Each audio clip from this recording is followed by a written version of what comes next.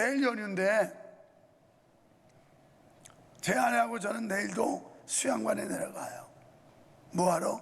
청소하고 이부자리 빨고 이거 하러. 오늘 여러분 뉴스에 나왔죠? 우리 선교관 몇실이 있는데 지금도 선교사님들이 다 차서 만실이에요. 이분들이 와가지고 일시 귀국해서 선교관을 이용해요. 그래서 청소할 사람을 구한다. 코로나 이전에는 다 당번들이 있었어요. 그런데 코로나 하면서 흐지부지 해가지고 아마 없는 모양인데, 그래서 그런 사람 지원받는다고 하잖아요. 여러분, 우리가 선교라도 가야 해요. 그런데 선교는 못 가지만 보내기라도 해야 돼요. 보내지는 못한다면 우리 마음으로, 우리 몸으로 헌신을 할 수 있잖아요. 그 선교사에 쓰는 건 그렇게 단기간 쓰는 게 아니기 때문에 맨날 와서 청소해야 되는 게 아니에요. 사람 나가고 들어올 때만 바꿔주면 돼요. 이불 비워 바꿔주고 청소 깨끗이 해서 다음 텀에 들어오는 선교사님이 머물다 갈 수 있도록 이렇게 해주면 되는 거예요. 뭐 그렇게 어렵지 않아요. 아니, 목사 사모도 수양관 가서 청소하고 있는데 뭐 여러분이 뭐라고? 에이, 목사님 못났잖아요. 우리는 잘났고요. 좋아요. 우리는 못나세요. 그래도 행복해. 우리 사모가 세탁기 세대에다가 막 그 침대 커버 다 벗겨가지고 돌리고 뭐 청소도 했다고 그러지만 한번 이 청소부로 밀어보면 새카맣게 나와. 새카맣게 나와. 그냥 놀다 간 사람들이 얼마나 어질러 놨는지 막 새카매. 그렇게 닦고 나 다음 사람들이 청결을 유지하면 기분 좋게 쓸 거 아니에요? 그래서 우리는 행복해요. 이런 시설이 있어서 성도들을 배려하고 성도들이 혜택을 누릴 수 있고, 지금 제주 선교관은 그냥 쉴 날이 없이 돌아가요. 쉴 날이. 언젠가 틈나면 거기도 가서 물품도 넣어놔야 되고 또 이걸 해야 돼요. 우리에게 좋은 교회입니다. 이 성도들 복지를 위해서 이런 시설들을 마련을 하는데요, 살림이 커지면 커지는 만큼 일손이 많이 필요해요. 지금 우리가 지으려고 하는 비전센터가 2,000평이 넘어요. 그 정도 면적이면요, 한국교회 전체에서도 몇 퍼센트 안에만 2,000평이 넘는 건물을 유지하고 있지, 다 그 밑에예요. 2,000평 미만. 그러니까 2,000평이 넘는 건 큰 건물인데 이게 별도로 또 세워진다고요. 그런데 이거 전부 인건비 지출해 가면서 사람 돈 줘서 쓰면 건물 유지 관리하다가 헌금 걷는 거 다 쓰고 말아요. 우리가 십시일반으로 서로 몸으로 헌신하고 봉사하고 이래야 절약해서 선교할 거 아니겠어요? 마음 같아서는 비전센터에다 선교관을 더 확대하고 싶지만 공간이 별로 안 나와요. 이번에도 선교사님들이 그래요. 동생 집에 가서 있는 것도 사흘 정도 되면 눈치 보여서 못 있겠대요. 일시 귀국해가지고 있고 싶지만 눈치 보여서. 그런데 이 선교관이 있을 때 마음 놓고 전화 들고 쓸 수 있다는 게 얼마나 행복한지 수시로 연락 와요. 그래서 나보고 묻지 말라고. 우리 교회 사무장 장로님하고 통하면 일정을 다 잡아줄 거라고. 그래서 길게는 한 달.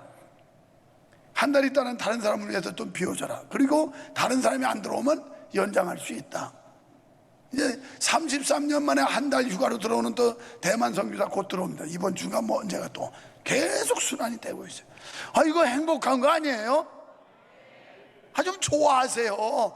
아, 교회가 이렇게 아름답고 귀한 일 하면 좀 기뻐할 줄도 알아야지. 아니, 목사님 그런 거 왜 만들어가지고 신세 못 가요? 우리 속담에 사서 고생한다는 거 있어요. 사서 고생해. 어떻게 보면 유목사가 그런 거 안 해놓으면 편할 수 있어요. 그냥 사례비 받고 대접받고 그러다가 은퇴하면 끝나지만, 그러나 하나님 앞에 가기 전에 일해야 될 거 아니겠어요? 일해야 되는 거. 할렐루야. 그래서 예수님께서 요한복음 11장에 보면 참목자 거짓 목자에 대한 비유 교훈을 말씀했는데, 요한복음 10장 11절에서 나는 선한 목자라 선한 목자는 양들을 위하여 목숨을 버리거니와 12절에 싹구는 목자가 아니요 양도 제 양이 아니라 이리가 오는 것을 보면 양을 버리고 달아나나니 이리가 양을 물어가고 또 해치느냐. 잠깐요, 여기 보면 싹구는 목자가 아니고 제 양도 아니라 싹군. 그러면 목사만 싹군이 있을까요? 성도들도 싹군이 있어요. 이해득실 따지고 실력을 챙기고 이러면서 교회 생활을 하는 이런 사람들, 여기 계신 여러분 빼고 그런 사람들이 덜어 있어요. 그게 싹군 신자예요. 싹군. 이런 사람 책임감이 없다는 거죠. 이리가 오는 것을 보면 양을 버리고 달아나나니 이리가 양을 물어가고 또 해치느니라, 이렇게 성경은 말씀해요. 관심이 없는 거예요. 주인의식이 없으니까 어떻게 돌아가든지 상관이 없는 거예요. 이게 싹군 신자입니다. 이게 목사도 싹군이고요. 그래서 예수님께서 이 싹군 목자에 대한 말씀을 하고 있어요. 그 다음에 13절에 달아나는 것은 그가 싹군인 까닭에 양을 돌보지 아니함이나 14절 나는 선한 목자라 나는 내 양을 알고 양도 나를 아는 것이. 아멘. 오늘 말씀 23장은 참 목자와 거짓 목자에 대한 말씀이에요. 먼저 1절로 8절에서 목자의 사명에 대해 말씀합니다. 이스라엘 백성을 잘못 인도한 지도자들에게 그들의 악행을 보응하시며 참 목자의 사명에 대해 말씀을 하고 있어요. 하나님께서는 그 시대마다 지도자들을 세워서 일하신다는 걸 믿으시기 바랍니다. 이건 뭐 세상 나라도 마찬가지고 하나님의 교회도 마찬가지입니다. 시대마다 여러 지도자들을 세우셔서 백성들을 인도하게 하십니다.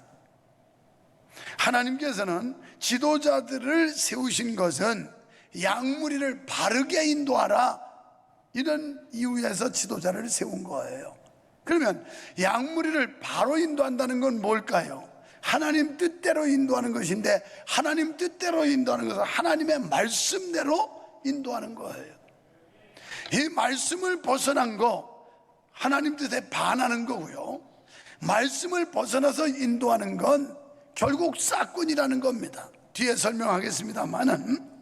그런데 당시의 목자들, 거짓 선자들은 하나님의 목장에서 양무리를 끌어내어서 흩어지게 했고 돌아보지 않았다고 1절에 말씀해요.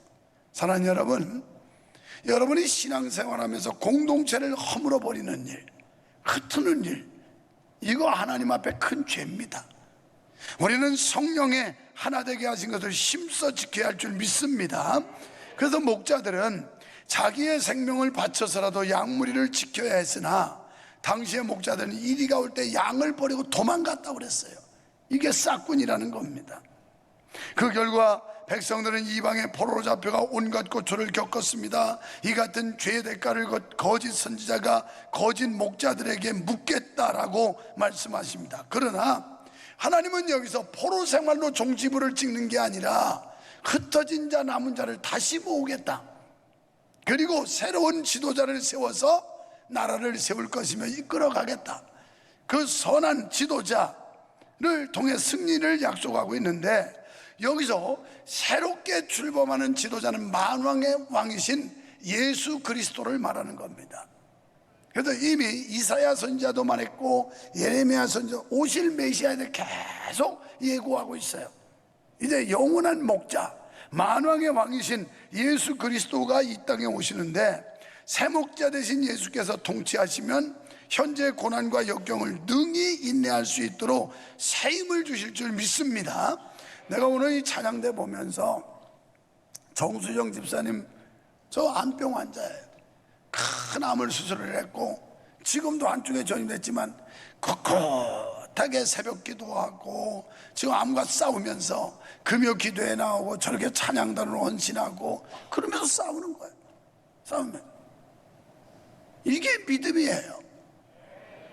그냥 좋았다 싫었다 생겼다 없어졌다 이런 믿음이 아니고, 우리가 하나님이 주시는 시간과 은사와 건강 모든 것을 총동원해서 주님 앞에 드리는 삶, 이게 진짜 신자라고요. 진짜 신자. 어떻게 저렇게 이길 수 있을까요? 새 목자 되신 예수 그리스도가 자기와 함께 하시고 자기를 지켜준다고 믿기 때문에 저렇게 담대하게 행할 수 있지, 그렇지 않으면 사람들이 그냥 비실비실하고 골골하고 이러고 있을 거예요. 얼마나 아주 박력이 넘치고 용기가 대단한지 볼 때마다 은혜가 돼요. 볼 때마다 은혜가 돼요. 하나님이 지켜줄 줄 믿습니다. 이 목자는 히브리어로 로이라고 말하고요, 헬라어로는 포이맨이라고 그래요. 그런데 히브리 민족이 유목민이었기 때문에 유목민들에게 있어서 목자라는 직은 굉장히 친근감 있는 직업이었습니다. 왜냐하면 유목민은 양떼를 몰고 푸른 초장 잔잔한 실과는 물가로 인도하는 사람이 목자이기 때문에, 또 이리와 늑대 이런 것들이 공격해 오면 그걸 막아서 보호해주는 사람이 목자였기 때문에 이 목자라고 하는 직이 굉장히 친근감 가는 직이었어요. 그렇습니다. 오늘 우리는 하나님의 양떼입니다. 그리고 예수 그리스도, 그분은 우리의 선한 목자가 되신다고. 그래서 시편 23편에 여호와가 나의 목자시니 내게 부족함이 없으리로다. 그날 푸른 초장에 누이시며 실만한 물가로 인도하시는, 사망의 음침한 골짜기로 다닐 자로 해받음을 두려워하지 아니함이로다. 할렐루야.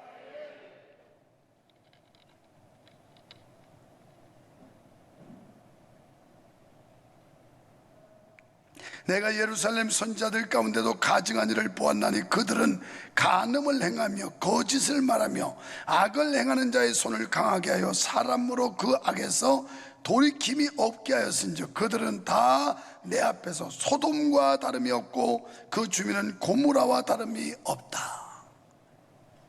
타락한 선지자들 때문에 결국 백성들도 타락했고, 그러면서 소돔 고모라를 방불케 할 만큼, 여러분, 하나님 앞에 심판받아 멸망한 도성이 소돔 고모라 아닙니까? 이렇게 흉악했다는 겁니다. 여러분, 우리가 분명히 알아야 됩니다. 영적 타락이 있으면 육체적 타락이 있고요, 종교적 타락이 있으면 인생의 타락이 오게 되어 있습니다. 우리는 이 시대의 종교적 사회적 타락상을 직시해야 합니다. 타락의 결과는 뻔한데요, 하나님의 심판밖에 없습니다. 소돔과 고모라 성의 멸망이 말해주듯이 거짓을 일삼고 음행의 죄 가운데 젖어 있는 거짓 선자들이 가는 길엔 흑암밖에 없었습니다. 하나님께서는 그 누구를 가리지 않고 진실과 경건을 버리거나 포기한 자의 장래에는 심판을 예비해 놓고 계시다는 사실을 믿으시기 바랍니다. 여러분, 세상에 아무리 죄악으로 뒤덮여 있어도 성도된 우리가 바로 산다면, 우리가 빛과 소금의 역할만 감당한다면 세상을 변화시킬 수 있다는 거예요. 문제는 누구를 탓하기 전에 우리가 문제라는 거예요. 내가 문제고 여러분이 문제라는 겁니다. 세 번째는 16절로 22절에 거짓 선지자에 대하여 말씀하는데, 재림의 날이 가까울수록 사단은 거짓 선지자들을 자기의 종으로 삼아서 영적 유언비어를 퍼뜨립니다.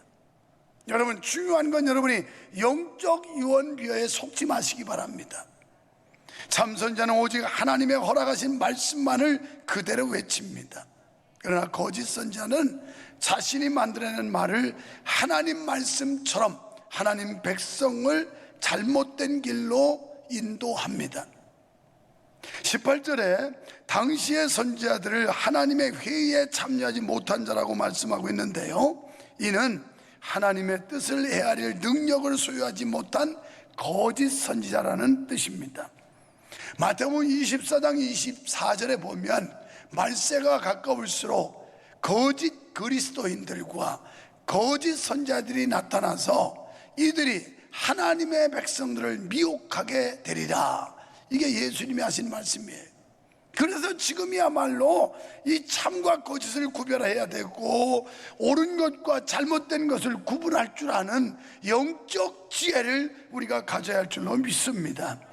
그들은 교만이 가득했습니다. 하나님 앞에 회개하지 아니하는 유다 백성들을 향하여 17절에 보십시오. 뭐라 그러면 안심해라, 편안하다, 편안하다 이래. 그러면서 제멋대로 사는 유다 백성들을 향하여 하나님의 심판은 없다, 하나님의 심판이 내려오지 않는다. 요새 말로 각색하겠습니다. 성도 여러분, 하나님은 사랑의 하나님입니다. 하나님은 긍휼의 하나님입니다. 하나님은 축복의 하나님입니다. 걱정하지 마십시오. 잘 될 겁니다. 잘 될 겁니다. 하나님의 축복이 있을지어다. 이 소리와 여러분, 하나님 앞에 정신 바짝 차리십시오. 우리가 신앙으로 깨어 있어야 됩니다. 말씀으로, 기도로 깨어 있어야 됩니다. 그렇지 않으면 하나님의 진노와 심판이 올 수 있습니다. 어떤 말이 더 좋아요? 앞에 말이죠. 개떡같이 예수 믿어도 하나님은 사랑의 하나님이에요. 하나님은 은혜의 하나님이에요. 걱정 마세요. 축복이 있을 것입니다. 잘 될 겁니다. 이런 소리가 좋지, 잘못하면 하나님이 호되게 심판하십니다. 책망하십니다. 회개합시다. 바로 삽시다. 이 소리 싫잖아요. 오늘날 하나님의 강단에서 그래서 메시지를 바로 전하지 않는 겁니다. 그러다 보니 목회자가 이런 데 편중돼 있으니까, 편향돼 있으니까 결국 성도들도 다 거꾸로 가고 있어요. 성도가 성도 구실을 바로 하지 않고 성도의 본분을 망각한 채, 이것은 교인이지 신자도 아니고 성도도 아닌 사람들이 교회 안에 무수히 모여서 왔다 갔다 시끄러움을 피우고 있다는 겁니다. 이처럼 거짓 선지자들은 백성들을 멸망으로 인도했고, 이런 메시지가 결국은 백성들과 하나님 사이를 점점 멀어지게 했어요. 회개를 촉구하고 죄를 지적하고 하나님의 뜻을 선포하고, 이래서 백성들로 하여금 멀어졌던 하나님과의 관계에서 가까이 돌아오게 해야 되는데, 그냥 안심하라고, 평안할 겁니다, 잘 될 겁니다, 축복이 있을지어다, 이런 것만 얘기하니까 성도들은 하나님으로부터 점점 멀어졌다는 거예요. 우리는 주님의 뜻을 찾아야 할 줄로 믿습니다. 주님의 말씀에 순종해야 할 줄로 믿습니다. 19절에서 거짓 선지자들에게 내릴 재앙과 심판을 경고하세요. 지금은 그 어느 때보다도 하나님의 참 소명을 받은 참 목자들이 절실히 요구되는 때입니다. 네 번째는 23절로 32절에 거짓 선지자들은 말씀을 도적질한다고 그랬어요. 여러분, 거짓말하는 사람들, 이단자들 다 성경 가지고 얘기해요. 성경을 벗어나거나 성경을 꿰맞추지 않는 이런 이단자가 없어요. 전부 성경을 뽑아다가 필요한 구절만 꿰맞춰가지고 우리를 미혹하는 거예요. 요새 말로 말하면 꿈을 꾸었다, 환상을 보았다며 백성을 미혹한다는 것입니다. 그들은 가장을 잘합니다. 변장도 잘하고, 그래서 그것을 믿게 만들어요. 그럴싸하게 얘기해서 달콤하게 말하므로 우리가 쏙 빠져들게 말해요. 말재간이 뛰어나고요, 권무술수가 뛰어나요. 그런데도 사람들은 모여요. 왜? 재밌고 좋은 얘기하니까. 자기만이 새로운 일을 이룰 수 있는 권위로 하나님께로 받은 것처럼 행동합니다. 이들의 결국은 멸망에 던져진다, 이렇게 말씀했어요. 하나님의 말씀을 도적질하는 자들, 이런 자들을 조심해야 합니다. 여러분은 모르면, 그 사람들도 다 성경 가지고 하더라고요, 그분 다 성경 가지고 해석하더라고요. 그렇지요. 그러니까 이단이라고 그러는 거예요. 아시겠어요? 불교를 우리가 이단이라고 안 해요. 그건 이방 종교라고 그러지. 그런데 기독교와 비슷하게 색깔을 내면서 딴짓하는, 이걸 이단이라고 그러는 겁니다. 이단은 다른 게 이단 아니에요. 그런데 그 이단들의 가문술수, 여기에 그냥 속아 넘어가요. 가보니까 진리를 쪼개는데, 말씀을 쪼개는데 뭘 쪼개요? 쪼개기는 기가 막히다나. 교회 예배나 잘 참석해요. 딴 데 돌아다니지 말고. 나 어릴 때 시골에서 집에서 개 먹였어요. 대부분 묶어서 먹였습니다. 왜냐하면 그때는 쥐가 하도 많아서 쥐약을 많이 놨어요. 그러면 잘못하면 쥐약 먹고 그냥 개가 눈이 뒤집혀도 막 동네 방네 뛰거든요. 그래서 어쩌다 개를 좀 자유롭게 해서 풀어주면 집안에서 뱅뱅 도는 그 개는, 왜냐하면 집안에 쥐약을 넣으면 개를 안 풀어놔요. 쥐약이 다 걷어졌을 땐 풀어놓습니다. 그럼 안 죽어요. 그런데 집을 나가가지고 울타리 뚫고 나가서 이 집 저 집 돌아다니다가 이게 쥐약인지 뭔지도 모르고 주워 먹고서 갑자기 혀 깨물고 막 눈이 뒤집혀서 동네방네 뛰어다녀요. 제발 우리 교회가 이단이 아니면, 유목사가 진리에서 벗어나지 않았다면 여기 벗어나지 말고 교회 공예배나 제대로 드리라고요. 제대로. 어디 싸돌아다니면서 엉뚱한 거 주워 먹고 죽지 말고. 할렐루야. 진리를 도둑질하는 거짓 선지자들도 많다니까요. 말씀을 도둑질하고. 결론적으로 33절로 40절에서 말씀에 순종하라는 겁니다. 엄중한 말씀을 들으라. 하나님의 말씀을 우습게 여기지 말고 농담으로 여기지 말라는 거예요. 농담으로 여기다 망한 사람이 있죠. 소돔 고모라 때 롯이 아브라함의 기도를 통해서 천사가 와서 롯 보고 빨리 탈출해라 그럽니다. 그때 마침 미래의 사윗감들이 들어와요. 그래서 얘들아, 하나님이 이 성을 멸하신단다, 빨리 떠나자. 그랬더니 농담으로 여겼더라, 이렇게 말씀을 기록하고 있어요. 그뿐인가요? 출애굽하여 광야 생활할 때 하나님은 원망 불평하다가 결국 불뱀에 물려 죽어요. 그래서 모세가 하나님께 간절히 기도했어요. 하나님께서 구리뱀을 달아서 장대 끝에 달아라. 그리고 굴뱀에 물려 죽는 사람들에게 외쳐라. 불뱀에 물린 자들이 이 구리뱀을 보면 산다고 얘기해라. 그런데 콧방 웃기면서 농담으로 여긴 사람은 다 죽었고, 믿음을 가지고 바라본 사람은 산 줄로 믿으시기 바랍니다. 오늘날도 마찬가지입니다. 예수 믿어야 구원받고 예수 믿어야 천국 간다고 그렇게 외치는 농담으로 여긴 자들은 결국 어느 날 자기의 인생 종말이 오는 날 그는 영원한 지옥불에 들어가요. 죽정이들 불에 태워서 없어지는 것처럼 지옥에 간다는 거예요. 믿으시기 바랍니다. 그래서 우리는 하나님의 말씀을 우습게 여기거나 농담으로 여기면 안 된다는 겁니다. 왜냐하면 하나님께서는 계속해서 암시를 해줘요. 어떤 말씀을 통해서, 환경을 통해서, 그리고 강단에 선포되는 설교를 통해서 계속 암시를 줍니다. 그리고 그 기간 동안 기다리세요. 기다리다 안 되면 그때 비로소 하나님이 심판의 몽둥이를 들어요. 하나님이 일정 기간 기회를 주신다는 거죠. 여호와의 엄중한 말씀이 무엇이냐고 그 당시의 사람들이 예레미야의 예언을 무시했어요. 그러면서 오히려 반항했습니다. 결국은 하나님의 무서운 심판이 내려지게 되었습니다. 사랑하는 성도 여러분, 사람이 하나님의 마음에 들도록 사는 거 어려워요. 우리가 완전하지 못하기 때문에 쉽지 않아요. 그래서 살 수도 없고요. 또 때로는 범죄를 많이 하고요. 그럴지라도 하나님의 말씀을 듣고 가책을 받고 죄를 발견하고 하나님 앞에 쏟아놓으며 회개하고 용서를 구하면 용서의 하나님, 자비와 긍휼의 하나님이 우리를 다시 회복시켜 주신다는 사실을 믿으시기를 축원합니다.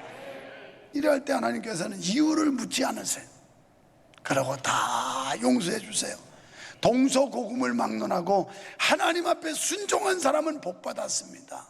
사랑하는 우리 명성교회 성도 여러분, 하나님 앞에 온전한 순종을 통하여 하나님께로부터 아름다운 은혜와 축복, 그리고 영원한 영생을 상속받는 귀한 역사가 있기를 주의 이름으로 축원합니다.